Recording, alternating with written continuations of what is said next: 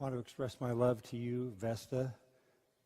Thank you for loving me and I think allowing RC to love me as well.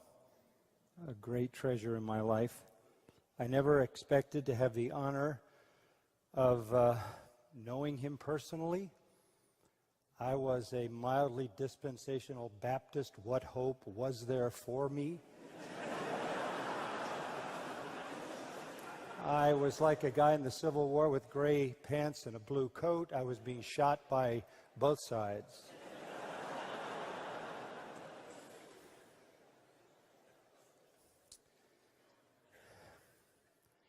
And then, almost out of nowhere, RC stepped into my life, and I just want to speak of that in three ways. First of all, as a friend. It just seemed to me out of nowhere that I was given an invitation to come and speak at a Ligonier conference. And I had some history with some people very close to RC, namely John Gerstner. John had actually come to Grace Church and done a series. And in his wonderfully inimitable way, he said about me, since you're a dispensationalist, you're going to end up a heretic. He later told RC that didn't happen because I don't think logically.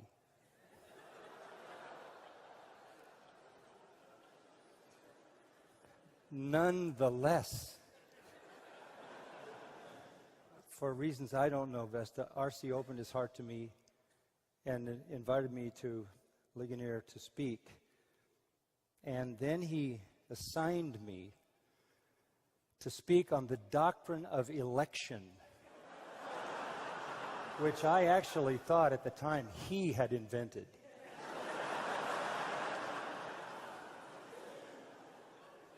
And he was there with his Diet Coke on the front row and his feet crossed.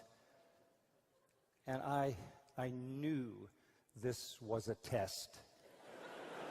And it was the most public test a human being could ever have to put his theology on display before the great theologian himself.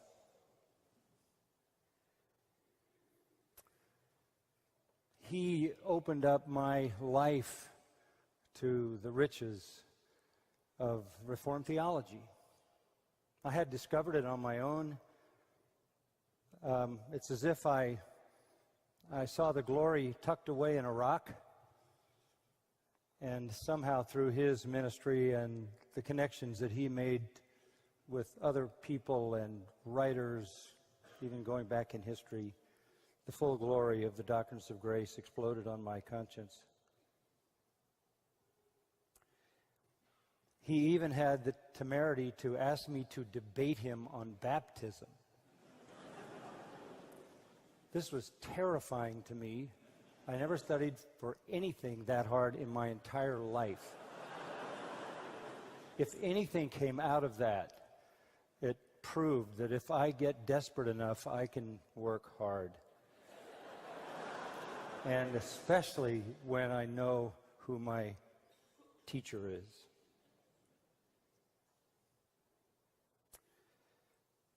He even nicknamed me Boris. That's another story. But he always endearingly said to me, Johnny Mac. And the last time we had a conversation here, he said to me, finally, why is it, Johnny Mac, that I always have to tell you what you believe?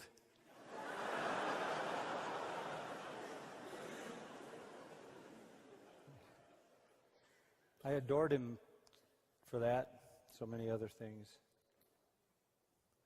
But I saw him not only as a friend, I saw him as a great defender. I'm the last man standing of a group of three that gathered together in Florida, 1995, in one of the most amazing days of my entire life. Evangelicals and Catholics together had come out the year before, And R.C. was profoundly disappointed because the man behind that was a man that claimed R.C. as his mentor, and he had abandoned the true gospel. And for some reason, again, I don't know why I ended up there, but it was James Kennedy, R.C. Sproul, and myself. They're representing the true gospel against those who wanted to accommodate Rome's gospel, Bill Bright, Charles Colson, and J.I. Packer. In 1995, we met in a private room for 7 hours. And I sat next to Jim Packer. It was a massive education. The power in the room, unmistakably for the 7 hours, was R.C. Sproul. I had always hoped that somehow R.C. would write the history of that day. But I don't think he could bring himself to do that because it would have been so much about him. I'm the last man standing, and I will tell you this. He was, without question, the force in that room for the truth. And as I indicated in something I wrote, he actually got on the table, up on the table, and pointed a finger at an adversary and said, "I don't think you get it. This is about whether you're saved or not." As affable, as irrepressibly charming as he was a defender of the faith, even when he was looking in the eyes of a very cherished friend. He never wavered on the gospel. He was strength to me. I always felt like whenever I got into a battle, whether it was way back in the inerrancy conference, there was R.C. When it was the gospel, there was R.C. When it was the charismatic movement, there was R.C. Always standing faithfully for the truth. It was a sad reality in my life that the Lord put us on two coasts, because I didn't have the time with him I really wanted.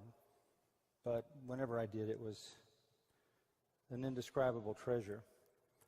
And then one other category. I think you have to understand this. This is the greatest time in the history of the church for the expansion of sound doctrine. You might say this is the greatest explosion of the truth in history. And the truth, of course, is captured in the doctrines of grace and Reformed theology. People look at the church today and what's going on, very often they say to me, this is a very sad time. There's so much bad preaching. There's so much unbiblical ecclesiology. There's so much poor spiritual leadership. There's so much disinterest in the doctrine of sanctification. There's no real sense of holiness and worship and, all these things. At the same time, there's never been a time in the history of the world where sound doctrine is so available in a split second anywhere on the planet. And the point of the spear for that entire movement in our time was R.C. Sproul. He is this era's great reformer. Because he was my friend, because he was my fellow soldier and defender, and because I follow him as the leader of this explosion of truth, I honor him today by expressing my profound love for him, and as Bob said, the deep hole in my heart that he's not here anymore. But I thank the Lord that he let me into his life for all the blessing it has brought to me. Thank you.